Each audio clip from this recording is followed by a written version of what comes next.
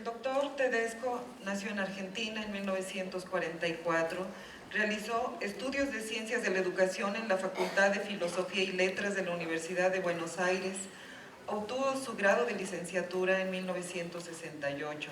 Se desempeñó como profesor de Historia de la Educación en las universidades de La Plata, Comahue y La Pampa, donde también ocupó el cargo de secretario académico. En 1976 ingresó a la UNESCO como especialista en política educacional del proyecto UNESCO-CEPAL, Desarrollo y Educación en América Latina y el Caribe, donde fue responsable de las investigaciones sobre educación y empleo. Entre 1982 y 1986 se desempeñó como director del Centro Regional de Educación Superior para América Latina y el Caribe en Caracas, Venezuela. A partir de 1986 fue nombrado director de la Oficina Regional de Educación para América Latina y el Caribe en Santiago de Chile, cargo que ejerció hasta 1992. Desde 1992 hasta 1997 se desempeñó como director de la Oficina Internacional de Educación de la UNESCO en Ginebra. Desde 1997 hasta 2005 fue director de la sede regional del Instituto Internacional de Planificación de la Educación en UNESCO en Buenos Aires. Fue secretario de Educación de la República Argentina entre 2006 y 2007 y ministro de la Educación de la República Argentina entre 2008 y 2009. Director de la Unidad de Planeamiento Estratégico de la Educación en el año 2010 y actualmente es profesor investigador de la Universidad Nacional de San Martín en Argentina, donde coordina además el programa de mejora de la enseñanza y el doctorado interuniversitario en educación. Creo que todos sabemos que ha dictado muchos cursos de posgrado en maestrías y doctorados en educación, especialmente en Flaxo, en su sede de Buenos Aires, Argentina, también en el Instituto Universitario de Estudios del Desarrollo de la Universidad de Ginebra en Suiza, de la Universidad Nacional 3 de Febrero en Buenos Aires, de la Universidad Nacional de Costa Rica, de la Universidad de Reims en Francia y de la Universidad de San Andrés también en Buenos Aires. Voy a hablar un poquito, porque la verdad hay una bibliografía muy extensa de sus trabajos publicados. Solo voy a mencionar algunos libros que pues son realmente libros canónicos ya para trabajar educación. Entre ellos, Educación y Sociedad en Argentina, 1800-1945. El otro texto, El Proyecto Educativo Autoritario, Argentina, 1976-1982. Una nueva oportunidad, el rol de la educación en el desarrollo de América Latina. El nuevo pacto educativo, publicado en Madrid en 1995. Educar en la sociedad del conocimiento, un texto del año 2000. Opiniones sobre política educativa en 2005. Educación popular hoy, ideas para superar la crisis, 2005 también. Educación y justicia social en América Latina, en 2012, Pedagogía y democratización de la universidad en 2014. Sin duda él ha efectuado numerosas misiones de asistencia técnica, de consultorías y de apoyos diversos a ministerios de educación de América Latina, África y países árabes.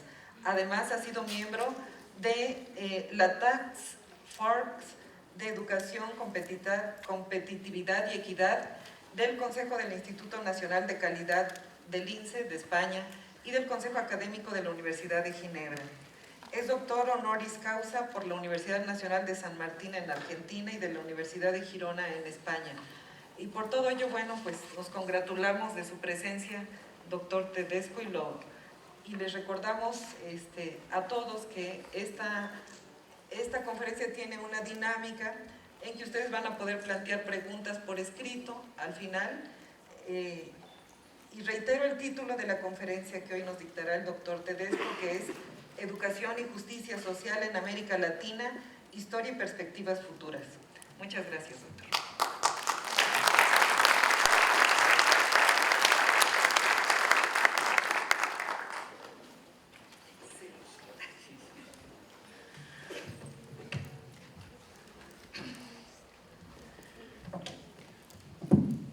Muy muy buenos días a todos, a todas. Y primeras palabras son más bien de agradecimiento a la Sociedad de Historia de la Educación por invitarme a compartir estas reflexiones con ustedes y hacerme recordar que en alguna etapa de mi vida me dedicaba a la historia de la educación. Luego las exigencias me llevaron por otros terrenos, pero siempre es bueno volver a tener una mirada histórica, particularmente en educación, ¿no? Debe haber otras dimensiones de la sociedad y de las políticas públicas donde el peso de la historia sea tan importante como en el caso educativo. En muchos de los problemas actuales y de las perspectivas futuras se comprenden mejor si tenemos esta perspectiva histórica y sabemos el origen de algunos de estos problemas o de algunas incluso de las soluciones y de los diferentes actores que han estado en juego. De manera que a mí en estos momentos me pareció interesante con ustedes compartir algunas reflexiones, no con un ánimo puramente académico, que bien por supuesto existe, pero además con un cierto compromiso ético-político. Hablar hoy de educación y justicia social tiene esa dimensión. En el fondo, lo que estamos planteando es la pregunta de ¿para qué? ¿Para qué educamos? La pregunta del sentido de la educación. Y la opción por el sentido de la educación no es una opción científica ni técnica. Es una opción política, es una opción ética. Optar por la justicia social tiene esa dimensión. Y es oportuno plantearse esta pregunta por el sentido en estos momentos que vivimos en una cultura caracterizada por un fuerte déficit de sentido. Todos los análisis más interesantes de la cultura, de este nuevo capitalismo, como quiera que se lo llame, indican que una de sus características fundamentales es su fuerte concentración en el presente. El pasado aparece como obsoleto y el futuro como incierto y como amenazante. Con el pasado obsoleto y el futuro incierto hay una concentración muy fuerte en el aquí y ahora, todo ya, todo inmediato, todo rápido. Y en ese contexto es que perdemos esta idea del sentido, particularmente del sentido colectivo, del sentido que nos pueda unir, que pueda generar un cierto nivel de cohesión social y marcar hacia dónde queremos ir. Pues vuelvo al punto, el dónde queremos ir moviliza, implica no solo la dimensión cognitiva, no solo la dimensión científico-técnica, sino fundamentalmente la ética. Y a partir de una respuesta ética es que podemos comenzar a hacer los análisis científicos y técnicos que nos permitan que esa opción ética no sea un mero discurso abstracto, sino que se traduzca en estrategias reales. Y si miramos la historia, la pregunta por el sentido de la educación tuvo respuestas. Mira, América Latina podríamos destacar grandes momentos, por lo menos a nivel del discurso educativo. El primer momento, en la historia más contemporánea, fines del siglo XIX, principios del XX, cuando el sentido de la educación estuvo marcado por la formación del ciudadano que adhiriera a la nación. La adhesión a la nación fue el pilar sobre el cual se construyó la escuela pública, obligatoria, laica, gratuita, que se generó, al menos, insisto, en el discurso, en la legislación en esa época, y que tuvo a Sarmiento, a Justo Sierra, a Varela, a nuestros grandes educadores de finales del siglo XIX como protagonistas más importantes. El sentido de la educación estuvo generado a partir de esta idea de promover adhesión a la nación por encima de las adhesiones particularistas que provenían de etnias, lenguas o religiones distintas. Y la escuela, esa escuela pública, se definió a partir de esto. Sus rituales, los rituales por los cuales la escuela intentó promover adhesión a la nación, fueron los rituales religiosos. Transformamos los símbolos patrios en símbolos sagrados. generamos a través de la cultura escolar esta idea de adhesión a un patrón cultural, que obviamente era el patrón de algún sector por encima de los patrones particulares culturales de los pueblos originarios, a los cuales se les impuso un determinado patrón cultural.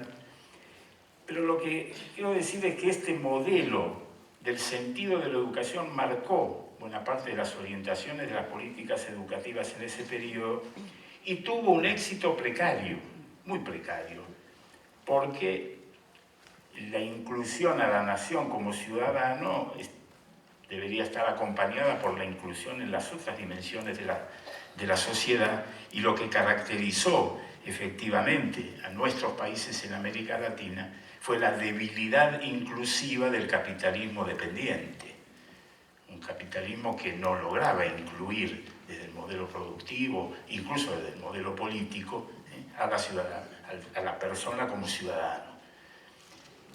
En estas estrategias, este periodo, obviamente, la escuela primaria estaba destinada a homogeneizar culturalmente al conjunto de la población y la universidad a formar a la clase política que gobernara. Los discursos, los debates de la época marcan incluso tensión entre estas dos opciones. El Sarmiento, Varela, Justo Sierra, que promovían más bien la idea de prioridad de la escuela primaria, la escuela básica, se contraponía con posiciones como las de Andrés Bello y otros que preferían darle prioridad a la educación superior y a la formación de las élites gobernantes. Pero más allá del análisis específico, histórico de este periodo, lo que quiero destacar es esta idea de que el discurso educativo estaba marcado por esta orientación de sentido que giraba alrededor de la adhesión a la nación, con todas sus implicancias, incluso contra la precariedad y con las características de hegemonía y de dominación que suponía la imposición del patrimonio, del paradigma cultural de un sector por encima de todos los otros y de la eliminación de la diversidad cultural que caracterizaba a nuestros países. Ese discurso rigió como discurso durante, insisto, buena parte del siglo XX. Los excesos del nacionalismo, los excesos de la adhesión a la nación llevaron en Europa a las catástrofes que todos conocemos, 2 guerras mundiales y el nazismo, etc. Es decir, que llegamos hacia mitad del siglo XX con un agotamiento de este discurso político-educativo que dio lugar a un cambio conceptual muy importante, verificado ya con gran importancia después de terminada la guerra en el proceso de reconstrucción europea, donde el sentido de la educación pasó a girar fundamentalmente alrededor de la esfera económica. Y ya no era tanto la formación del ciudadano, sino la formación de recursos humanos lo que dominó el discurso educativo. Recursos humanos para el desarrollo económico y social. Y todos recordamos, porque ya es una época más cercana a la nuestra, cómo este discurso economicista dominó buena parte de la reflexión educativa y marcó un sentido para la educación que estaba fundamentalmente orientado sobre la base, sobre la idea de la inversión. Ya la educación dejó de ser un gasto, pasó a ser una inversión.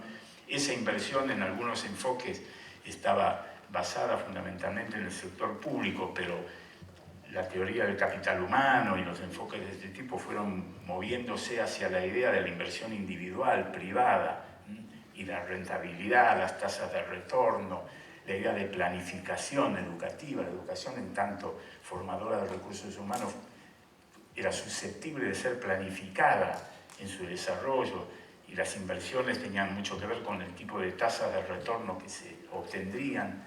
En fin, todo este discurso económico, conocido seguramente por todos ustedes, dominó el sentido, al menos, insisto, en el discurso y en los enfoques más académicos de la educación, y al igual que en el modelo o en el periodo anterior, su vigencia, su aplicación en nuestros países fue muy limitada y precaria, porque un discurso basado en la idea de formación de recursos humanos para el desarrollo económico y social estaba asociado a la idea del desarrollo industrial como patrón fundamental del desarrollo económico.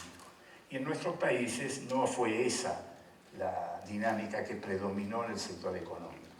La competitividad económica en nuestros países estuvo basada en factores, dirán los economistas, factores espurios, ya sea el bajo salario, la depredación de recursos naturales, la inflación, el endeudamiento, todos factores que no tenían que ver con una competitividad genuina basada en el desarrollo tecnológico, en la utilización del conocimiento científico para la producción, el valor agregado y factores más bien de una competitividad más genuina en la economía. Entonces el discurso desarrollista, así como el discurso del desarrollo de la adhesión a la nación, fue patrimonio de algunos sectores, los más modernizadores, los más ilustrados de la clase política, algunos sectores de la economía, pero no lograron dominar, ser el eje dominante de nuestros procesos de desarrollo económico, y este discurso también agotó sus posibilidades y quedó superada por una realidad que contradecía las proyecciones elaboradas por los procesos de planificación económica. Llegamos así al tercer momento, a los años 90, para acá, donde aparece esto que yo mencionaba al principio, del déficit de sentido, marcado por la idea del mercado como metáfora que debía explicar y además orientar las decisiones en materia de políticas. En este nuevo capitalismo que se instaura a partir de los años 90, de los 2000, con un enfoque fundamentalmente privatizador y neoliberal, desaparece la idea, o tiende a desaparecer la idea de un proyecto colectivo, y los proyectos empiezan a fundamentarse fundamentalmente en lo individual. La idea del mercado, básicamente, es que somos competidores. Hay ganadores y perdedores y no me hago cargo del perdedor. En esta metáfora de la explicación de la dinámica social, la educación comienza a girar alrededor de este déficit de sentido, y no es casual que entonces todos los debates educativos de la última década del siglo pasado, y incluso en algunos casos hasta ahora, sean debates de procedimientos. Comenzamos a debatir procedimientos de gestión y de administración, descentralizar, no descentralizar, evaluar, no evaluar, dar autonomía, no dar autonomía, métodos de financiamiento, todos procedimientos de gestión administrativa importantes, pero que no se definían por hacia dónde queremos ir.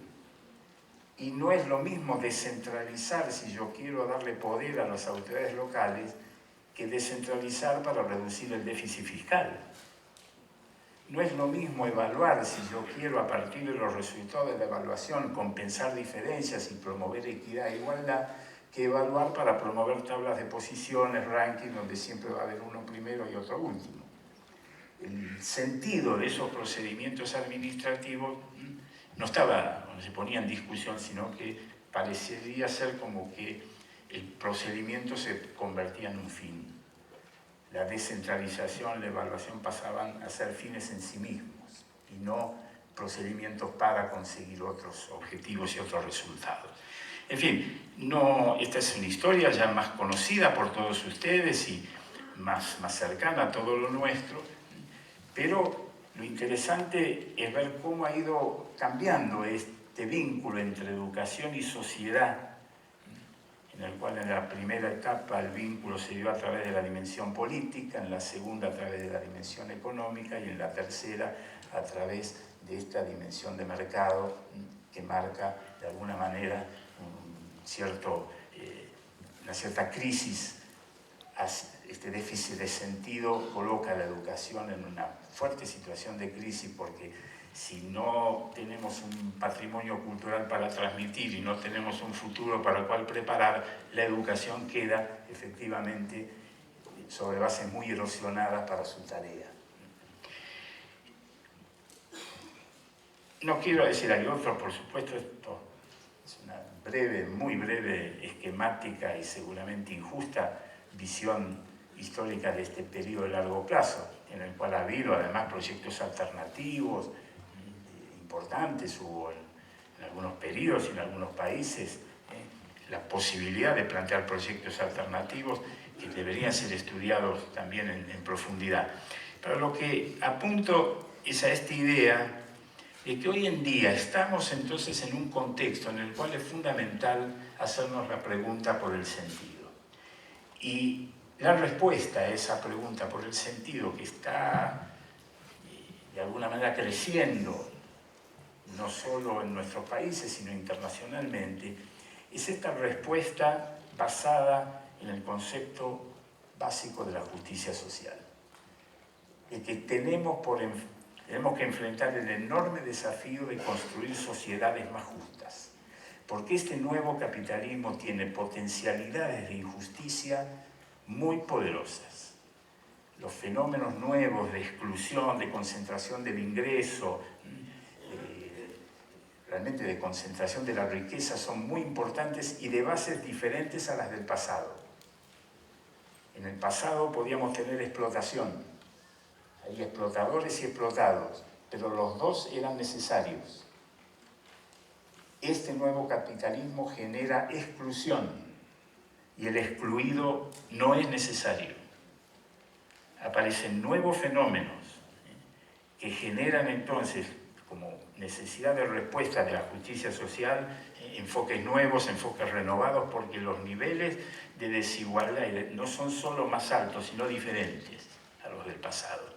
Y aquí es donde aparece entonces esta discusión sobre la justicia social como movilizador del desempeño de diferentes actores sociales y donde la educación empieza a ocupar un lugar distinto al que ocupaba en el pasado. Porque lo que aparece con claridad hoy es que la educación es condición necesaria de la justicia social. No es suficiente, pero es condición necesaria. Sin educación, hoy, mucho más en el futuro, la posibilidad de quedar excluido es muy alta. En el pasado había posibilidades de incluirse socialmente en el mercado de trabajo, en la formación ciudadana o como persona, sin tener altos niveles educativos. Hoy, tanto el desempeño en el mercado de trabajo como el desempeño ciudadano, como nuestra constitución como sujetos, exigen altos niveles de información y de reflexividad, de ser capaz de reflexionar como para tomar a partir de ahí nuestras decisiones. Y el gran desafío que se plantea a nivel pedagógico, educativo, a partir de esta constatación, es cómo promovemos adhesión a la justicia. Así como a finales del siglo XIX las políticas educativas se planteaban la idea de construir adhesión a la nación por encima de los particularismos, hoy el desafío político, ético, vinculado a la construcción de sociedades más justas, tiene que ver con este requisito de la adhesión a la justicia. Y generar adhesión a la justicia es muy exigente, ética y cognitivamente. Quizás uno de los aportes más interesantes a este punto lo acaba hace ya unos años de postular un libro de Pierre Rosanvallon, sociólogo francés, un libro de la Sociedad de los Iguales, donde discute este tema de la adhesión a la justicia y plantea una hipótesis, retomando la paradoja de Bossuet, un pensador ya de hace varios siglos, que sostiene que con la adhesión a la justicia, la paradoja es que todos condenamos la injusticia en general, pero adherimos a los mecanismos que la provocan. Si uno hace cualquier encuesta, consulta, nadie está de acuerdo con la injusticia. Pero luego, en términos de nuestras conductas particulares, ahí adherimos a todos aquellos mecanismos que provocan esa injusticia. No queremos pagar impuestos, si somos empresarios tratamos de pagar los salarios más bajos posibles. En la educación todos condenamos la segregación, pero que nuestros hijos vayan a una escuela donde estén los buenos, los mejores, los iguales, no nos juntemos con el diferente, con el mal alumno. O sea, hay una disociación ética y cognitiva muy fuerte entre las concepciones generales y mis conductas particulares. Si quiero generar adhesión real a la justicia, una adhesión que supere la retórica, que supere este discurso general tengo que trabajar en reducir esta disociación al máximo posible. Generar conductas donde mis concepciones generales se traduzcan en conductas particulares o mis conductas particulares estén justificadas por una teoría general. Y este es el gran desafío pedagógico que enfrentamos en este tema. No vamos a conseguir adhesión a la justicia utilizando los mismos mecanismos que se postularon en el siglo XIX para generar adhesión a la nación. La adhesión a la justicia, insisto, en ese sentido es mucho más exigente desde el punto de vista cognitivo, porque implica manejo de mucha información, y desde el punto de vista ético, porque implica sacrificar o modificar conductas personales que pueden ser muy caras a nuestros intereses privados en términos de lo personal. Y aquí es donde entonces aparecen una serie de interrogantes que atraviesan todas las propuestas educativas, desde lo curricular hasta lo didáctico, pedagógico, la formación docente, etcétera, que plantean entonces nuevas exigencias y que apuntan a esta idea de que hoy en día la solidaridad que requiere la construcción de sociedades más justas es una solidaridad reflexiva, mucho más exigente que la solidaridad orgánica que existía en la sociedad industrial tradicional. Todos recordamos ese concepto de solidaridad orgánica que Durkheim utiliza muy habitualmente para explicar el nivel de solidaridad que existe. Por ejemplo, en la sociedad industrial, entre explotados y explotadores, tenía que haber un nivel básico de solidaridad que garantizara la reproducción del sistema. A los explotados había que garantizarles condiciones de reproducción que les permitieran seguir trabajando para que el sistema funcionara. La solidaridad orgánica es la de un organismo, es la que existe entre el cerebro, los músculos, el corazón, que hace que el sistema funcione, pero el corazón no decide ser solidario. Ustedes recuerdan en el libro de Pessoa, el libro del desasosiego, Pessoa, ese poeta portugués muy depresivo, tiene una frase tremenda que dice: si el corazón se pensara, se pararía. Bueno, esa es la imagen más clara de lo que significa la solidaridad orgánica, que tiene que ver con esta idea del organismo como concepto para describir lo que es una sociedad propia del positivismo del siglo XIX y principios del XX. Esa solidaridad orgánica hoy no es suficiente, porque para incluir al excluido hay que querer hacerlo. No hay ninguna necesidad natural de hacerlo. La justicia no va a ser un producto natural del orden social, sino un producto voluntario, un producto político, reflexivo.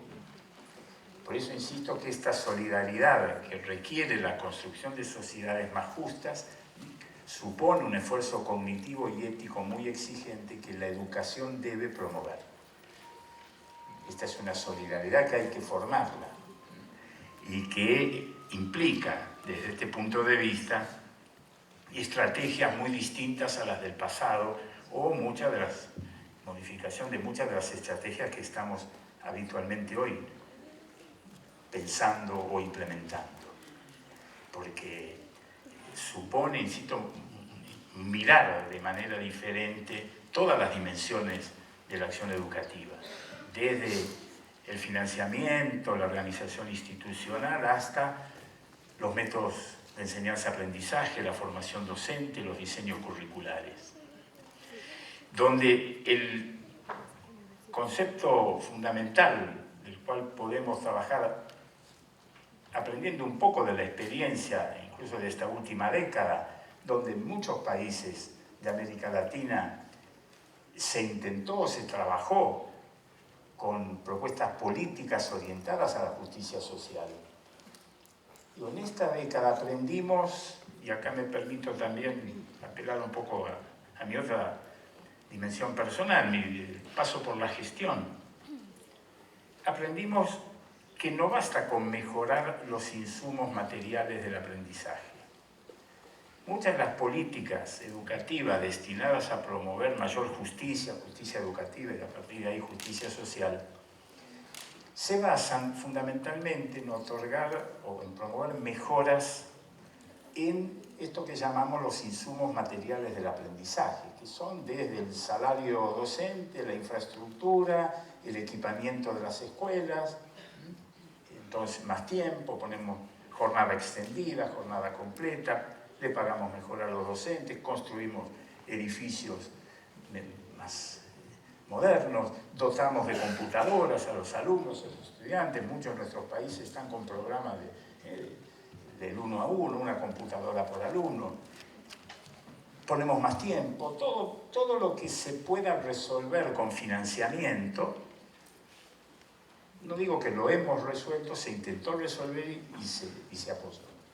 Sin embargo, después cuando uno mira los resultados se encuentra con que los resultados no mejoran y tampoco no se reduce la desigualdad en los resultados. Los resultados siguen dependiendo fundamentalmente de las condiciones materiales de vida de los alumnos. O sea, tenemos, y ahí las pruebas de medición de resultados que todos los países están haciendo, tanto las internacionales como las nacionales, más allá de discutir sus metodologías, lo que indican es que la variable fundamental asociada a esos resultados son las condiciones materiales de vida de los alumnos. Con lo cual, estamos viendo que la escuela no está logrando romper el determinismo social de los resultados de aprendizaje. Y que invertir en los insumos materiales del aprendizaje es necesario, pero no es suficiente. No alcanza con mejorar esos insumos, porque después si el que usa esos insumos, tanto docentes como alumnos, familia, etc., no tiene cambios en sus representaciones, en sus comportamientos, eso neutraliza el impacto que pueda tener la inversión financiera en esos materiales. Es decir, que estamos hoy en día entonces ante la necesidad de abrir nuestra agenda en términos de políticas públicas destinadas a mejorar los resultados de aprendizaje y de reducir la inequidad en esos resultados, abrir, insisto, esa agenda para incorporar dimensiones que han estado ausentes en las políticas de estos años. Algunas vuelven a colocarnos en debates del pasado, debates históricos, y otras son nuevas en el mejor sentido de la palabra. Y esto tiene que ver fundamentalmente con dimensiones culturales, institucionales y subjetivas. También en el mejor sentido de la palabra de lo subjetivo. Si uno analiza en todos los países, todos conocemos experiencias exitosas de escuelas que logran muy buenos resultados en condiciones muy desfavorables. Cuando uno va a ver esas experiencias exitosas, no se encuentra con grandes edificios muy bien equipados. Si están bien equipados, mejor, pero no es esa la variable, o no son esas las variables claves que explican el éxito en romper el determinismo social de los resultados de aprendizaje. Lo que uno encuentra son dimensiones como, por ejemplo, confianza en la capacidad de aprendizaje de los alumnos. Proyecto, la existencia de un proyecto, de saber para qué hago lo que hago. Narrativa, puedo explicar por qué hago lo que hago. Responsabilidad por el resultado, no me es indiferente que un alumno aprenda o que no aprenda. Todas dimensiones, insisto, que tienen mucho que ver con la subjetividad de los actores del proceso pedagógico. Ahora, si esto es así, si estas dimensiones son tan importantes, no pueden quedar libradas a la casualidad, que el que las tiene y el que no, no. Sino que deberían ser objeto de políticas. Se abre entonces el espacio para lo que se pueden llamar políticas de subjetividad, que son de una enorme complejidad, porque todos tenemos más o menos experiencia en políticas de financiamiento, teniendo recursos podemos proveer de materiales, aumentar sueldos. No es sencillo, pero se puede, sabemos cómo hacerlo. Pero en cambio, entrar en esta caja de las políticas de subjetividad, ahí el problema es más complejo, más difícil. No tenemos demasiada experiencia y La experiencia que hay a veces ha sido desastrosa. Cada vez que el Estado se quiso meter en la subjetividad de los actores, hizo desastres. Pero no porque no tengamos experiencia o porque sea riesgoso podemos dejar de lado este tema, que es un tema fundamental, porque todos sabemos que si no tocamos esas dimensiones, el éxito de las otras políticas va a ser más lento, más limitado y más fragmentario. Fíjense ustedes un dato. En Francia, los egresados de los institutos de formación docente les hacen una encuesta al final, cuando ya les dan el título. Una de las preguntas de esa encuesta es si él cree que el 100% de sus alumnos puede aprender. El porcentaje de nuevos docentes que contesta que no a esta pregunta, que no cree que todos pueden aprender, está creciendo en los últimos años y ya está alcanzando en las últimas encuestas al 15-20%. De los que dicen que no, que es casi contracultural en términos de la cultura con la cual se forma un docente. Es decir, que uno puede ya suponer que otro porcentaje relativamente similar no dicen que no, pero piensan que no, pero no se atreven a decirlo explícitamente. Esto ya prefigura el fracaso, ya anticipa el fracaso escolar. Si yo ya salgo con la idea de que mi alumno no puede aprender, seguro que no va a aprender. Todos conocemos esa investigación famosa del efecto Pigmalión, donde a dos docentes le dan el mismo grupo de alumnos con el mismo programa y a uno le dicen que va a trabajar con superdotados y al otro dicen que va a trabajar con fronterizos, que haga lo que pueda. O sea que la única diferencia era la expectativa que él tenía sobre la capacidad de aprendizaje de sus alumnos.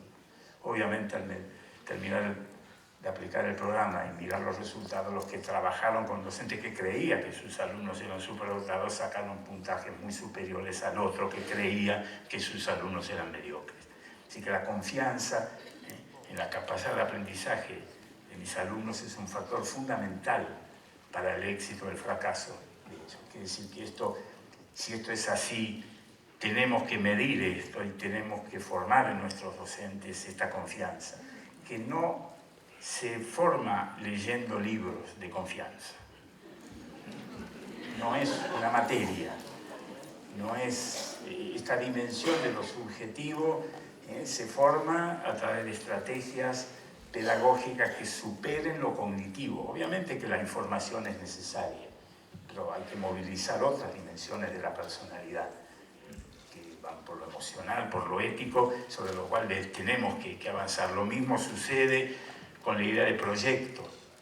Es fundamental en todas estas experiencias que el docente, los docentes tengan un proyecto y que también formen en sus alumnos la capacidad de formular un proyecto de vida. Una de las características más importantes de la cultura de los sectores excluidos y marginados es su dificultad para elaborar un proyecto de vida porque viven en la urgencia y en la emergencia. Bueno, tener un proyecto no es una banalidad y esto hay que formarlo. Y ahí uno se puede hacer la pregunta de cuántas experiencias de aprendizaje permitimos realizar a nuestros alumnos que les permitan conocerse a sí mismos y a partir de ahí definir un proyecto de vida. En algunos casos muy pocas, casi en nada. Bueno, debemos trabajar entonces, insisto, en estas líneas de formulación de políticas que vayan en esta dimensión y que tiendan a aportar elementos a este enorme desafío pedagógico que enfrentamos, que es cómo promovemos adhesión a la justicia. Empezando por los propios docentes, porque si ellos no adhieren a la justicia, es muy difícil que promuevan esa adhesión en sus alumnos. ¿Cuántos estereotipos, cuántos prejuicios muchas veces tenemos como docentes que nos hacen trabajar no en favor de este concepto de justicia social, no trabajamos en favor de esta adhesión a la justicia en forma muy profunda. Y ahí es donde quiero ir terminando, planteando entonces la necesidad de trabajar sobre un concepto que ya John Dewey postuló hace mucho tiempo, que es el concepto de experiencias de aprendizaje. Cuando decimos esto de que la confianza, la solidaridad no se aprenden leyendo libros de confianza o leyendo libros de solidaridad, a lo que se apunta es que entonces debemos diseñar experiencias de aprendizaje que permitan realizar y llegar a estos objetivos que pretendemos. ¿Qué experiencias de aprendizaje son las que promueven solidaridad reflexiva? ¿Qué experiencias de aprendizaje son las que promueven el respeto al otro, el respeto al diferente? ¿Qué experiencias de aprendizaje son las que nos permiten desarrollar en nuestros alumnos la capacidad de elaborar un proyecto de vida, de definir sus trayectorias como personas? ¿Cuáles son esas experiencias? De manera tal de que nuestros diseños curriculares no digan solo los contenidos que vamos a transmitir y la bibliografía que vamos a usar, sino qué experiencias de aprendizaje vamos a promover para que esos contenidos sean aprendidos efectivamente. Este concepto de experiencias de aprendizaje me parece un concepto muy fértil, muy rico, que puede ser además traducido de manera distinta si estamos trabajando en la primaria, en la secundaria o en la universidad. ¿Cuáles son, insisto, esas experiencias que vamos a realizar? En la Universidad de San Martín, en ese programa de mejora de la enseñanza que fue mencionado como una de mis actividades actuales, uno de los trabajos que realizamos fue hace muy poco una encuesta a estudiantes que ya están a punto de egresar de sus carreras, en ciencias sociales, en ciencias exactas, naturales, etc., presentándoles una lista muy exhaustiva de experiencias de aprendizaje. Escuchar al profesor, leer la bibliografía, escribir un paper, participar en alguna investigación, en algún proyecto comunitario, trabajo en equipo, trabajo en laboratorio, una lista enorme de experiencias de aprendizaje, preguntándoles si las habían realizado y con qué frecuencia a lo largo de su carrera. Bueno, no fue sorpresa para nosotros, sí para muchos profesores, constatar que las únicas experiencias de aprendizaje que tenían una vigencia más o menos significativa en toda la trayectoria de estos estudiantes fue escuchar al profesor, leer la bibliografía y eventualmente escribir algún texto. Pero no mucho más que eso. No podemos pensar que con esas 3 experiencias de aprendizaje estemos formando profesionales que adhieran a la justicia, que utilicen responsablemente el conocimiento. Entonces, de eso se trata. Y lo mismo podríamos decir si analizamos esto a nivel de la escuela secundaria o a nivel de la escuela primaria. Con lo cual, lo que les quiero decir, y termino para abrir un poco la conversación y el diálogo, es que estamos en un momento en el que la escuela en un sentido amplio, está ante el desafío de convertirse en un espacio contracultural. Quiero decir con esto que si queremos promover experiencias de aprendizaje que apunten en estas líneas, en algún sentido ese espacio escolar donde se realicen estas experiencias va a adquirir o debería adquirir un carácter contracultural, porque esas experiencias afuera de la escuela no son dominantes, no son hegemónicas. Nos estamos en una sociedad que promueva la solidaridad, que promueva el respeto al diferente, sino más bien en una sociedad que culturalmente se está caracterizando por el individualismo, la competencia, la fragmentación, la exclusión. Asumir este carácter contracultural es importante. Y si uno mira la historia, ahí advertimos que los momentos quizás más de los cuales más nos podemos enorgullecer de la historia educativa fue cuando la escuela asumió ese carácter contracultural. La escuela laica, la escuela pública, gratuita, obligatoria, era contracultural. Esa escuela sarmientina o la escuela pública mexicana en alguno de sus momentos tuvo ese carácter contracultural. Y ahí fue donde los maestros y la política educativa y la escuela tuvieron posiblemente su mayor protagonismo como actores en procesos de construcción de sociedad, no ya solo como proyecto pedagógico, sino como proyecto de sociedad, como actores sociales y no como funcionarios de un Estado. En ese sentido, en el sentido del espacio contracultural, yo creo que es donde podemos trabajar con todos los riesgos que esto obviamente tiene, pero nos ubica como educadores, como profesionales, como investigadores, como técnicos, en un lugar donde estamos como actores sociales, en un momento de la historia donde se está definiendo hacia dónde queremos ir. No hay futuros escritos, no hay fatalismos, no es que la sociedad va a ir en un sentido o en otro, sino que irá a donde querramos que vaya como actores sociales. Y en ese punto, entonces, también los educadores volvemos a estar en un lugar importante de la dinámica social. No en un lugar marginal, no en un lugar donde somos burócratas o meros funcionarios, sino, insisto, en ese concepto de actor social que creo que se puede dar sentido a la educación y sentido a nuestro trabajo. Gracias.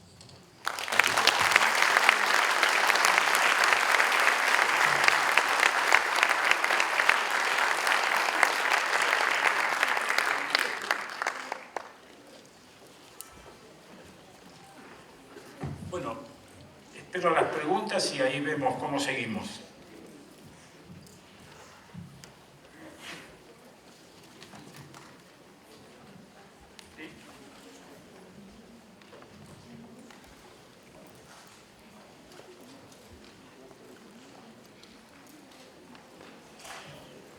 Les quiero decir que ustedes van a encontrar seguramente mucho mejor expuesto todo esto que he dicho en alguno de los trabajos escritos. Siempre lo escrito es más sistemático, riguroso que la exposición oral, pero me parecía que en este contexto era mucho más amigable tener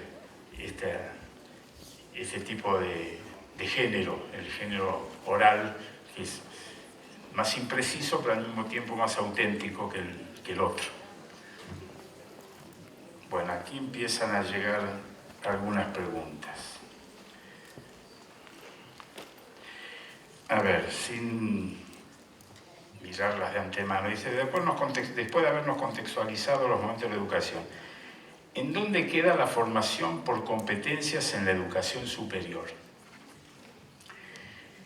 Bueno, a ver, el término formación por competencias alude a en el mejor de los casos, a esta idea de formar en un dispositivo complejo desde el punto de vista actitudinal, que supone lo cognitivo, pero también lo ético, lo expresivo, lo instrumental. ¿Y dónde queda en la educación superior? Yo creo que queda fundamentalmente alrededor de esta idea que mencioné al pasar de una inteligencia responsable. Hoy más que nunca la responsabilidad social en el uso de los conocimientos es fundamental. Si ustedes piensan, un biólogo que hoy en día no tenga idea de las implicancias éticas que supone la manipulación genética, por ejemplo,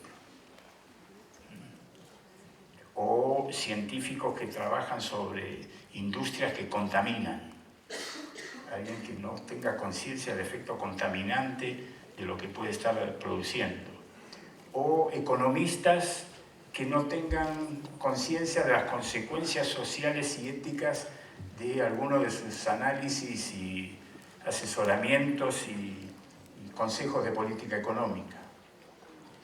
En lo económico, en la salud, en lo científico, en todas las dimensiones hoy de la sociedad, el uso del conocimiento científico es fundamental. Entonces, formar en estas competencias en la educación superior pasa por esto, por formar, insisto, no solo en la dimensión cognitiva, sino también en el uso responsable de esos conocimientos.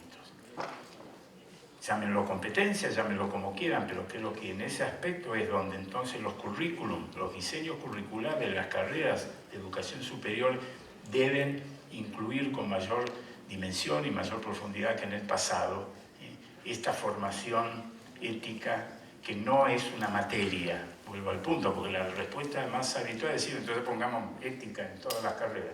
No es eso, es algo más que eso. En algunas carreras hoy en día se está hablando del servicio social obligatorio. O sea, que exista como exigencia curricular en la formación de su carrera experiencias de servicio social, que en muchos casos son hoy en día voluntarias. Ahora, todos sabemos que el voluntariado recoge a los estudiantes que ya tienen esa disposición al trabajo solidario, no a los que no la tienen. El problema son los que no la tienen.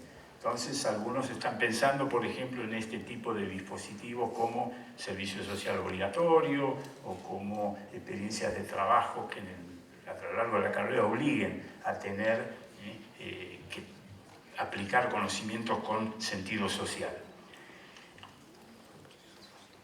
Me preguntan sobre cómo se articula la educación indígena con el sentido de la justicia social de la escuela. Bueno, obviamente que este ha sido un tema fundamental en la historia de América Latina.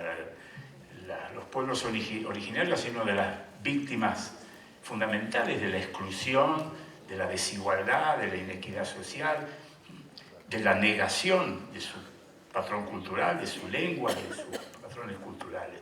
Entonces la justicia social tiene este sentido de incorporarlos a partir del respeto a su identidad, pero también de incorporarlos al patrimonio cultural de la humanidad.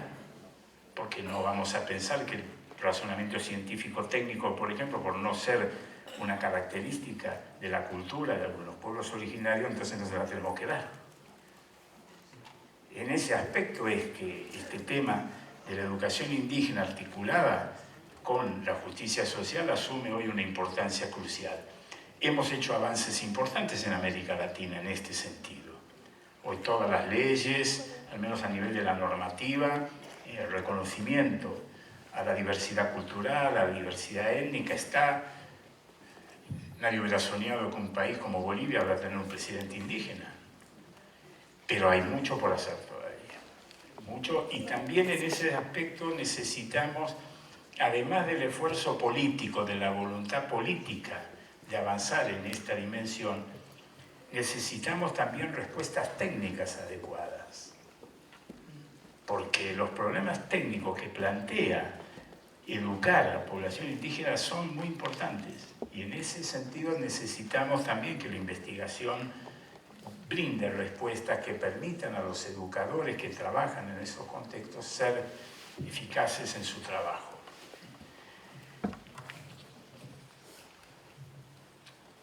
Preguntan si considero que buscando una formación para la justicia social se pueden contrarrestar las fuerzas e intereses del capitalismo salvaje y voraz que vivimos.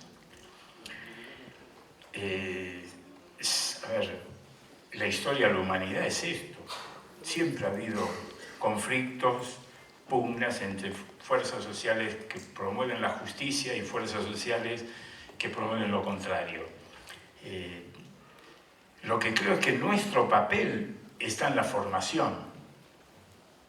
Hay otros actores en este juego que tendrán que hacer otras cosas, en términos de la actividad económica, de la distribución del ingreso. La distribución del ingreso es una dimensión fundamental para la justicia social. Pero ahí no somos nosotros los principales actores. En cambio, ninguno va a hacer lo que debemos hacer nosotros, que es educar. Y una persona sin educación ni siquiera está en condiciones de pelear por la justicia social. Queda excluida, queda afuera, no tiene los códigos para participar políticamente, no se organiza. O sea que la formación para la justicia social es nuestra responsabilidad. Y en esto, por eso, insisto sobre el punto de que no estamos hablando de un proyecto pedagógico, sino de un proyecto de construcción de sociedad, en el cual entonces estaremos aliados a otros actores sociales en esta pugna contra este capitalismo salvaje. No estamos solos, o no deberíamos estar solos en esto, pero no podemos por eso desconocer lo específico de nuestra contribución. Solo con la formación, no, seguro que no. Seguro que si somos solos los educadores, un grupo de educadoras y los demás no participan, de esa manera el éxito no va a ser posible. Pero no son así los procesos históricos. Los procesos nunca se dan con actores solitarios. Así que confiemos en que estemos acompañados y podamos dar nuestra contribución. La pregunta dice, resulta un tanto abstracto comprender el concepto de solidaridad reflexiva. ¿Nos podría comentar algunas experiencias de vida propia de cómo se ha aplicado como académico, como profesionista? Miren, hay una experiencia muy interesante. Lo primero en esto es tener un buen diagnóstico de con qué está asociado el concepto de solidaridad. Se hizo una experiencia con grupos distintos de adolescentes y se les pidió que hicieran un dibujo. Los muchachos, las muchachas hicieron su dibujo, lo entregaron y el coordinador de cada grupo sacaba uno al azar, cualquiera. Le decía, miren, este es el mejor y como es el mejor lo vamos a premiar. Un premio, una cifra, 10 pesos, 5.000. Llaman al premiado y cuando le van a entregar el premio le cuentan la historia habitual. Mira, uno de tus compañeros está enfermo, la familia no tiene los recursos para la atención médica que requiere esta enfermedad, etc. Estamos haciendo una colecta para ayudar a la familia de tu compañerito. Y le preguntan, ¿estás dispuesto a ceder el premio a la colecta? Y en un porcentaje muy alto, 70-75%, los premiados ceden el premio para la colecta. Se repite la experiencia similar, grupos homogéneos, la misma cuestión, y le dicen, hagan un dibujo y el mejor va a ser premiado. El resto, la historia es el mismo, entregan los dibujos, se saca uno cualquiera, llaman al premiado, le cuentan la misma historia, y aquí el porcentaje de solidarios baja a un 15-20%. La única diferencia que hubo entre el primer conjunto de grupos y el segundo es que los primeros dibujaron libremente y los segundos dibujaron sabiendo que estaban compitiendo por un premio. Los que dibujaron sabiendo que estaban compitiendo, o sea, los que creen que le ganaron a los otros, que son mejores que los otros, esos no son solidarios. Solidario es aquel que lo hizo libremente, no competía, o sea que tendemos a ser solidarios con aquello que no nos costó ganar y con aquello que no le ganamos al otro. En cambio, nuestro concepto de solidaridad cambia si yo le gané. El concepto de solidaridad, nuestra representación de solidaridad, está asociada a no competencia. Ahora, si los que, por ejemplo, concentran la riqueza en América Latina, el 5% de la población que concentra el 50% de la riqueza cree que se la merecen porque son mejores que los demás y por lo tanto no está dispuesto a compartirla, vamos a tener problemas muy serios. Ahora, si este es el punto, entonces una solidaridad esta, reflexiva, consciente, tiene que tocar estas representaciones, estos núcleos duros a los cuales están asociados estos valores. Si yo quiero modificar esa representación de la solidaridad basada en no competencia y la quiero expandir, entonces necesito efectivamente realizar experiencias de aprendizaje que toquen esos puntos. Y esta idea de solidaridad reflexiva apunta a eso, a la idea de que entonces yo tengo obviamente que manejar información, pero tengo por otro lado que movilizar la dimensión ética. Puede parecer abstracto, difícil, exigente, sin ninguna duda, pero no por eso podemos dejar de trabajar y comenzar a probar, a experimentar, a discutir, a ver por qué caminos trabajamos en la formación de esta solidaridad reflexiva. Fíjense ustedes, hoy a nivel, vamos desde esta experiencia micro a cuestiones muy macro sociales. Hoy en día el tema ambiental es un tema fundamental que implica cambiar nuestros patrones de consumo si queremos ser solidarios con las nuevas generaciones y con las futuras generaciones. Este planeta no aguanta un modelo de desarrollo basado en estos patrones de consumo en forma más o menos universal. La gran discusión con los chinos es esa. Porque ahora todos sabemos que China es uno de los países más contaminantes. Si los chinos quisieran tener el porcentaje de autos por habitante que tiene cualquiera de nuestros países, revientan el planeta. No digo autos, si quisieran tener heladeras en sus hogares. Ahora, cuando le decimos a los chinos que no usen autos, que usen bicicleta, los chinos dicen ¿cómo? Yo vengo de andar en bicicleta durante todo el siglo XX y ahora que puedo andar en auto, me dicen que hay que proteger el medio ambiente, que contaminaron ustedes, los países occidentales. Entonces, solidaridad a este nivel internacional en una cuestión tan fundamental como el cuidado del medio ambiente implica que en nuestros países cambiemos nuestras pautas de consumo y empecemos a tomarnos en serio esta cuestión del cuidado del medio ambiente. Ahora, eso supone tener información, saber a qué nos exponemos si este proceso sigue, y al mismo tiempo tener cierta conciencia ética de decir, bueno, hay que hacerlo porque si no esto se puede transformar en un mundo solo para pocos, en un mundo ingobernable, etcétera, etcétera. Pero necesitamos entonces en ese sentido comenzar a trabajar sobre esta idea de la solidaridad reflexiva, que va, ya les digo, desde cuestiones muy puntuales, conductuales, individuales, personales, de grupo, de la institución donde estoy, hasta cuestiones macro sociales que nos exceden, pero de las cuales también tenemos que hacernos cargo. Efectivamente tiene un carácter, yo no diría abstracto, sino todavía preliminar, embrionario, como todos los procesos de construcción de valores tienen tiempos de construcción.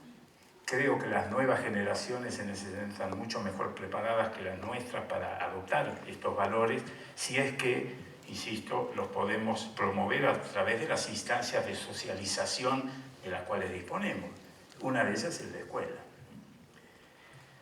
Pues me preguntan sobre el desarrollo de las TICs, que obliga a repartir móviles, tabletas, generar plataformas con un infinito de información. ¿Cómo cuidar ese mar de datos y hacerlo útil? Bueno, justamente una de las competencias, llamémosle, o por lo menos una de las grandes capacidades desde el punto de vista cognitivo que necesitamos desarrollar en este mundo tecnológico que permite un acceso infinito a la información es la capacidad de abstracción. Tenemos que ser capaces de organizar esa información en categorías desde el punto de vista cognitivo. Y también desde el punto de vista ético, tenemos que formar los criterios a partir de los cuales uno navega en ese mundo infinito de información. Y tenemos que conocer los criterios con los cuales los organizadores de la información nos están presentando esa información. Si yo no conozco los criterios de Google, por lo cual organiza la información, puede ser fácilmente manipulado. Tengo que saber cuáles son los criterios que ellos utilizan para poner a uno en primer lugar y a otro en el último, desde el punto de vista de los sitios. Un sitio no por más popular es más verdadero ni más confiable desde el punto de vista científico. Entonces, de eso se trata. Y este es uno de los temas fundamentales de la discusión actual. Fíjense que es alarmante que los ingenieros de las grandes empresas informáticas están asumiendo la responsabilidad por cómo van a pensar las nuevas generaciones, sin ningún control público. Estamos sometidos a decisiones en materia de diseño de estos instrumentos tecnológicos tomados por los laboratorios de investigación y desarrollo de las grandes empresas que lo hacen sin ningún control público y basado fundamentalmente en criterios de lucro. En Argentina nosotros compramos 3, 4 millones de netbooks para el programa de Conectar Igualdad, que es darle una computadora a cada estudiante de escuela secundaria. Y ahora las empresas dicen que van a dejar de fabricar las netbooks y se pasan a las tablets. sin ninguna necesidad pedagógica, porque la tablet no solo no es mejor, es peor que la netbook desde el punto de vista pedagógico. Sin embargo, la necesidad de lucro, de hacer obsoleto rápidamente un producto para vender el próximo, hace que estas empresas tomen esa decisión dejando al sector público totalmente impotente frente a ese tipo de decisiones que no están sometidas a controles sociales.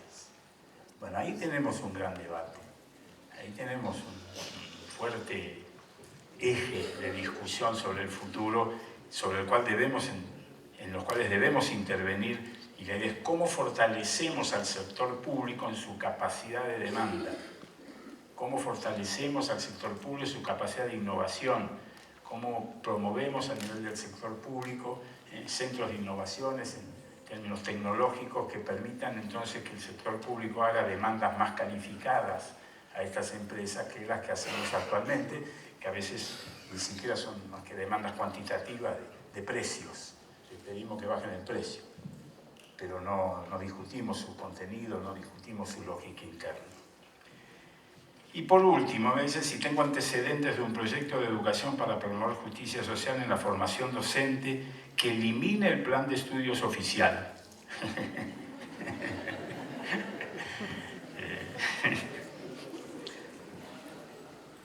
Esta última parte es muy provocativa, diría. Porque, ¿qué significa eliminar el plan de estudios oficial? Cuando ustedes dicen plan de estudios oficial, es plan de estudio público. Uno elimina un plan de estudio público oficial y ¿qué? Queda abierto el espacio para planes de estudios privados. Lo que hay que pugnar es que el plan de estudios oficial sea un plan digno y acorde con un proyecto de educación para la justicia social. Ese es un espacio donde hay que pugnar. Pero, insisto, por ahora al menos salirse del plan público, queda entonces la opción a planes privados, a planes particulares, que no necesariamente van a ser más garantía de justicia social que un plan público. Entonces, más bien, yo creo que todavía la discusión la tenemos en ese nivel. Bueno, ¿cuál es un plan de formación docente que apunte a la justicia social? ¿Cuál es? Necesitamos en este sentido abrir la discusión, porque miren que si algo tenemos hoy que enfrentar es una suerte de crisis del saber pedagógico con el cual estamos formando a nuestros docentes. Todos nuestros docentes en América Latina, incluso en buena parte del resto del mundo, son formados desde hace muchos años, ya desde Freinet en adelante, dentro de concepciones pedagógicas, llamémoslas en términos generales, constructivistas. Sin embargo, cuando vamos a las aulas, todos somos más tradicionales. Entonces, somos constructivistas a nivel de la teoría, pero muy tradicionales a nivel de la práctica. La gran pregunta es, ¿qué está pasando con nuestra formación docente para que exista esta disociación tan fuerte en cómo fuimos formados y cómo después nos desempeñamos profesionalmente? No debe haber otra profesión donde las personas actúen tan distinto de cómo se los formó. Ahora, esta es la cuestión. ¿Por qué ese enfoque constructivista, participativo, dinámico, no logra penetrar en las aulas? Pregunta que merece ser objeto de mucha investigación, porque ya no podemos seguir con la respuesta diciendo que es el sistema, que es la administración. Miren, en muchos de nuestros países, por lo menos doy cuenta del mío, la normativa es mucho más moderna que el desempeño de los profesores. Nosotros hicimos una investigación mostrando los cambios en los diseños curriculares y en la normativa para la aplicación de esos diseños de los últimos 20, 30 años y son completamente diferentes. Y si ustedes comparan los cuadernos de clase, las carpetas de los alumnos de hace 20, 30 años y los actuales, son muy similares. O sea que la reforma del plan de estudio, la normativa, llega hasta la puerta de la escuela. De ahí para adentro seguimos haciendo lo mismo. ¿Por qué? No es porque los maestros son perversos. Tiene que haber una explicación más estructural, más profunda de esta cuestión, ¿no? De por qué ese saber pedagógico no logra penetrar y no logra modificar el desempeño institucional y el desempeño de los docentes. Tenemos ahí un enorme desafío y tenemos que hacernos cargo de esto, porque si no damos nosotros las respuestas, las van a dar otros, como decíamos recién de los ingenieros de las empresas de informática. Ellos están dando respuestas pedagógicas y están promoviendo, ¿no?, paquetes enlatados de respuestas similares para todos y que entran en el mercado con mucha profundidad. Frente a eso, tenemos nosotros que ser capaces de promover respuestas pedagógicas que permitan además llenar de contenido la formación docente. No vamos a poder formar docentes con estas características si no sabemos cuáles son las respuestas que demanda una pedagogía para la justicia social. No quiero ser en esto tremendista, pero ustedes, hace unos años hay un libro de George Steiner, gran intelectual europeo, diálogo con una profesora de literatura de los barrios marginales de París.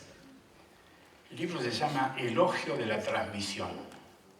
En un momento del diálogo, la profesora le dice a Steiner que ella nunca tuvo tantos cursos de capacitación, tantos manuales, tantos recursos para trabajar en el aula y nunca tuvo tantas dificultades para resolver los problemas de aprendizaje que le plantean sus estudiantes, que son estudiantes barrio marginal de cualquier ciudad, drogadictos, con familias con problemas, desocupados, todo el escenario habitual de nuestros barrios marginales urbanos.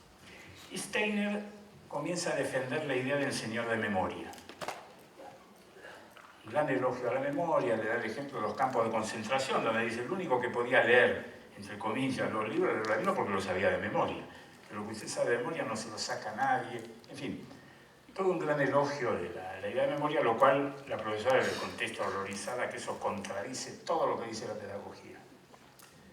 Y Steiner, irónicamente, le contesta, mire, ya lo dijo Goethe, el que sabe, sabe, el que no sabe, enseña. Dice, y yo le agrego, el que nunca dio clases escribe libros de pedagogía. Sí, ustedes se ríen, pero está hablando de nosotros. Este es el problema.